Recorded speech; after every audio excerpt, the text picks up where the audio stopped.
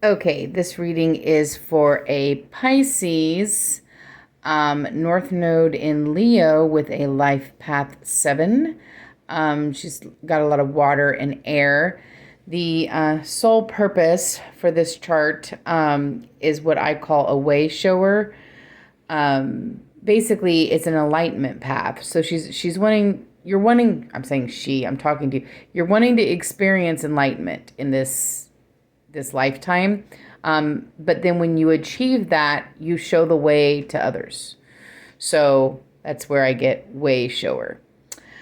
Okay, so let's go through your reading. We're going to start off here at August and September. And this is, I'm calling it the good, the bad, the lesson, okay, to start off with. So let's look over here in the good.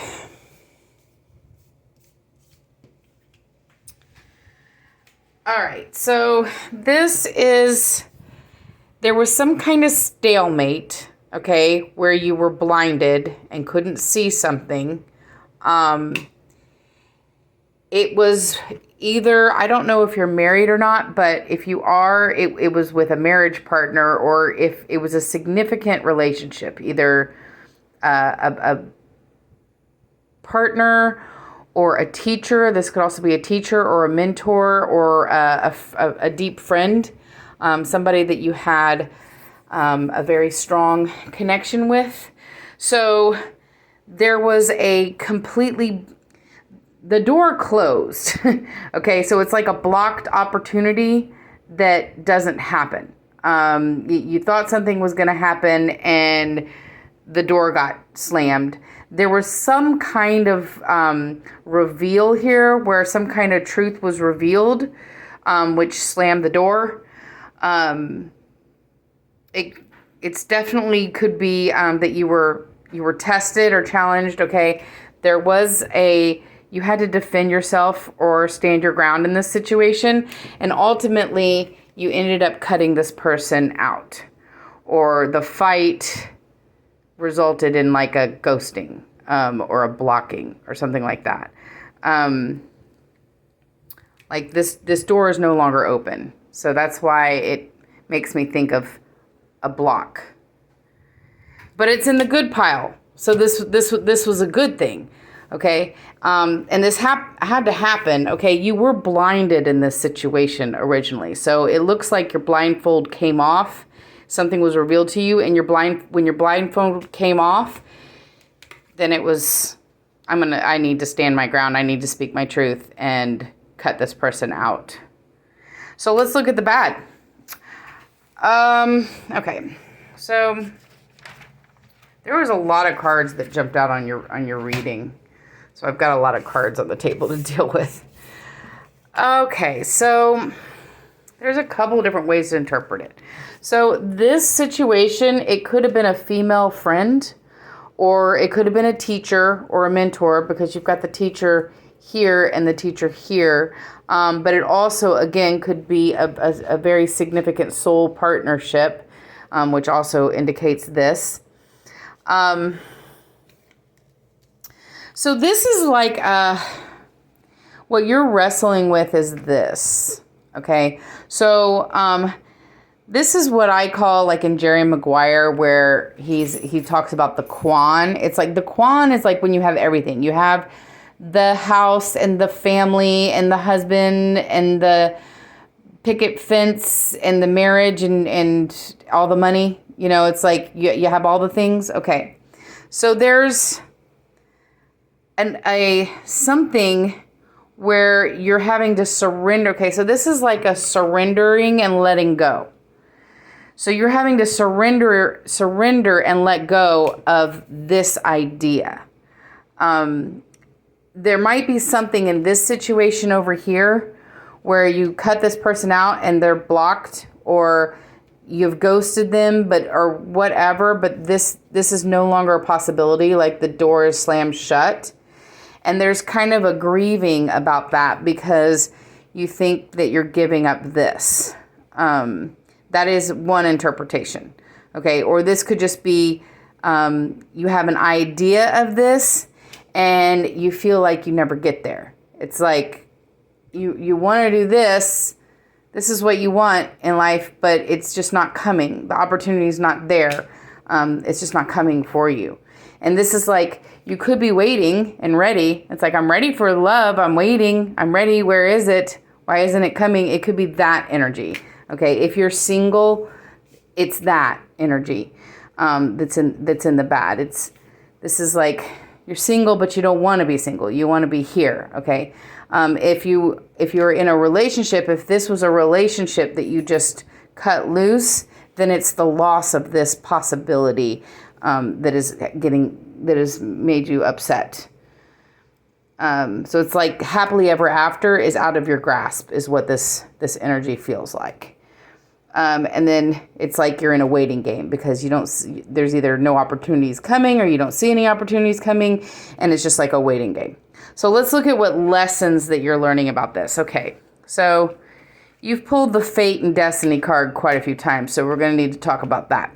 So as a Pisces, you are ending a 7-year cycle right now. In March 2023, you're going to start a new 7-year cycle. That's when Saturn is going to come into your sign. So each 7-year cycle is like a stair step, okay? So it's like you're on this stair step, and everything you do, your job, the people that you're around, the people that you date, blah, blah, blah, your whole circle is related to this stair step. And you have lessons and blessings and events and all kinds of things that happen in that stair step. Well, you're about to move to another stair step. So there's a lot of completion energy here. There's a lot of fate and destiny energy here. There's a lot of, you're done with this level. You're about to level up. Okay. And your life purpose is one of enlightenment and ascension. So it's one of the more difficult life paths. I read for your friend who has the same life path. She has the enlightenment life path like you do, except hers is a little bit different than yours. You reach enlightenment and then you share that with others.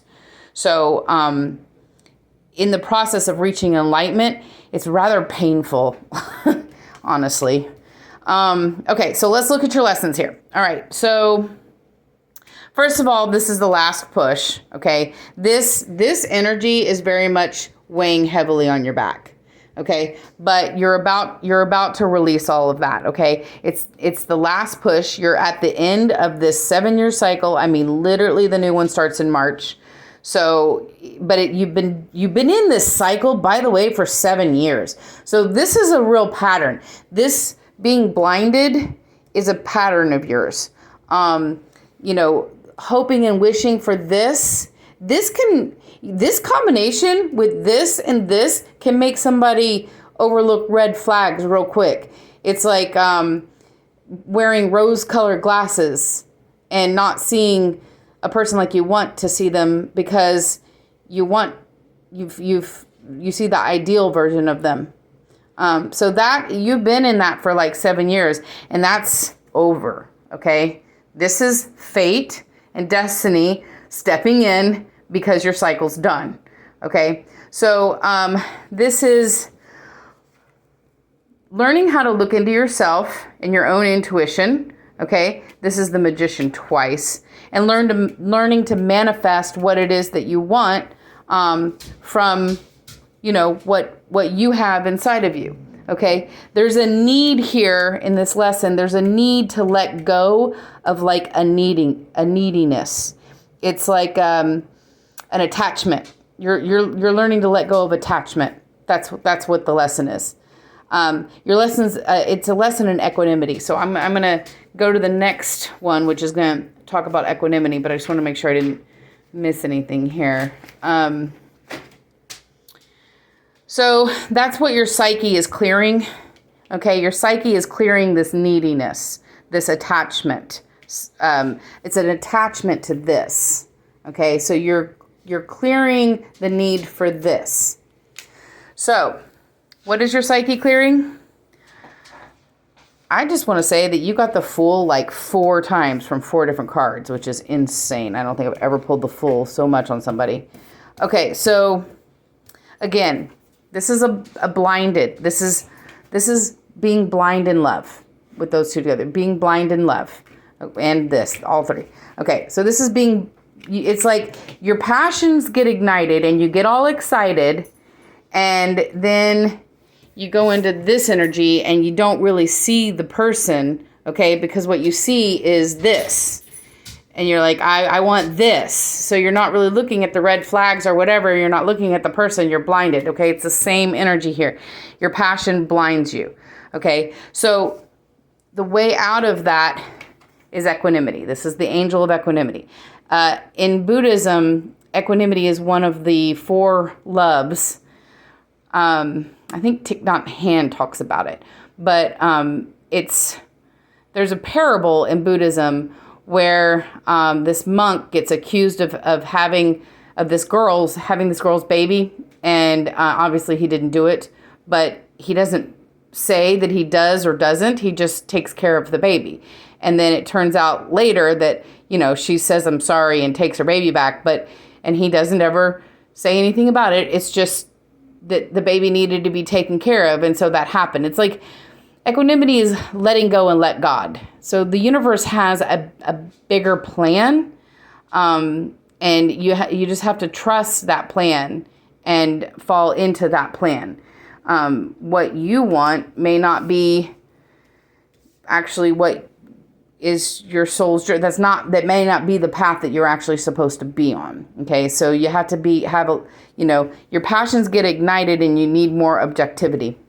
So let's look at how you do this. So first of all, you did have somebody that deceived you. So in this energy up here, we're talking about somebody that was deceitful or lying or was trying to pull one over you or used you, some kind of that energy, okay? And what this is saying, choosing your battles is another lesson in equanimity. Okay, so this is a decision. Do you confront that person? I mean, I think you already did. But it's energetically, do you confront this or do you just walk away? And this is a very strong, just walk away. The Fool again, but in this case, the Fool's walking. Okay, so walking away here, this is objectively seeing the situation. So objectively look at the situation like you were outside of yourself.